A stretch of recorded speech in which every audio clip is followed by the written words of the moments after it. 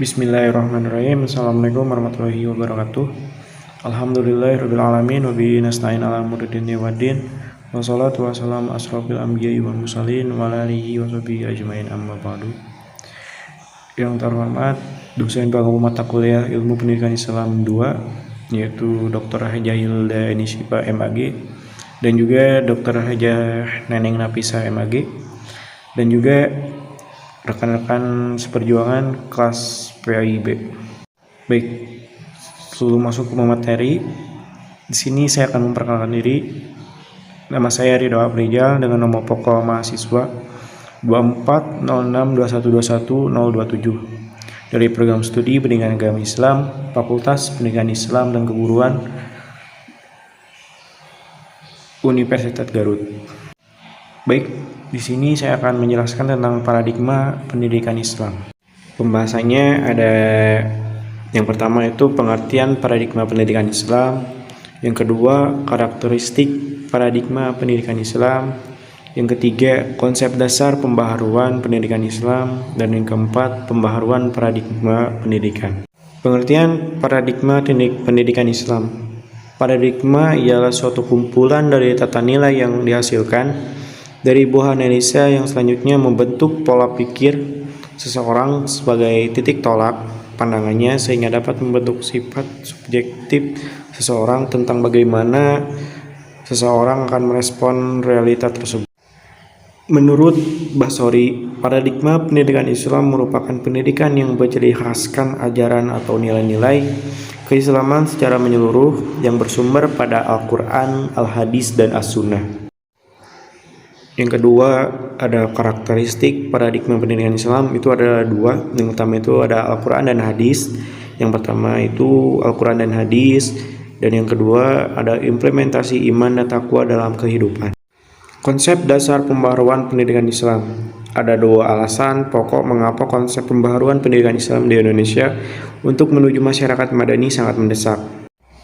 Yang pertama yaitu konsep dan praktik pendidikan Islam dirasakan terlalu sempit, yang artinya terlalu menekankan pada kepentingan akhirat, sedangkan ajaran Islam menekankan pada keseimbangan antara kepentingan dunia dan akhir. Dan yang kedua, lembaga-lembaga pendidikan Islam yang dimiliki sekarang ini belum atau kurang mampu memenuhi kebutuhan umat-umat Islam dalam menghadapi tantangan dunia modern dan tantangan masyarakat dan bangsa Indonesia di segala bidang. Maka untuk menghadapi dan menuju masyarakat madani diperlukan konsep pendidikan Islam serta peran sertanya secara mendasar dalam pemberdayaan umat Islam. Suatu usaha pembaharuan pendidikan hanya bisa terarah dengan mantap apabila didasarkan pada konsep dasar filsafat dan teori pendidikan yang mantap. Pembaharuan paradigma pendidikan. Arah perubahan paradigma pendidikan dari pendidikan lama ke paradigma pendidikan baru terdapat berbagai aspek yang mendasar dari upaya perubahan tersebut, yaitu pertama, paradigma lama terlihat upaya pendidikan lebih cenderung pada sentralistik, kebijakan lebih bersifat top down, orientasi pengembangan pendidikan lebih bersifat parsial.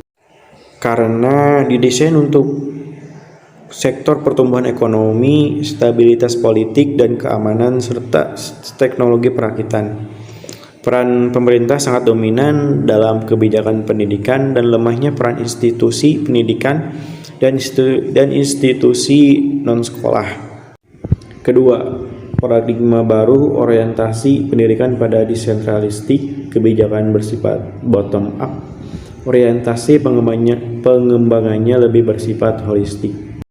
Artinya, pendidikan ditekankan pada pengembangan kesadaran untuk bersatu dalam kemajemukan budaya, kemajemukan berpikir, menjunjung nilai-nilai tinggi moral, kemanusiaan dan agama, kesadaran kreatif, produktif, dan kesadaran.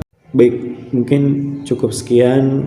Semoga apa yang saya presentasikan bermanfaat bagi teman-teman semuanya. Saya tutup saja dengan bacaan alhamdulillahirabbil alamin. Wallahumma fiq ila wa mithorik. Wassalamualaikum warahmatullahi wabarakatuh.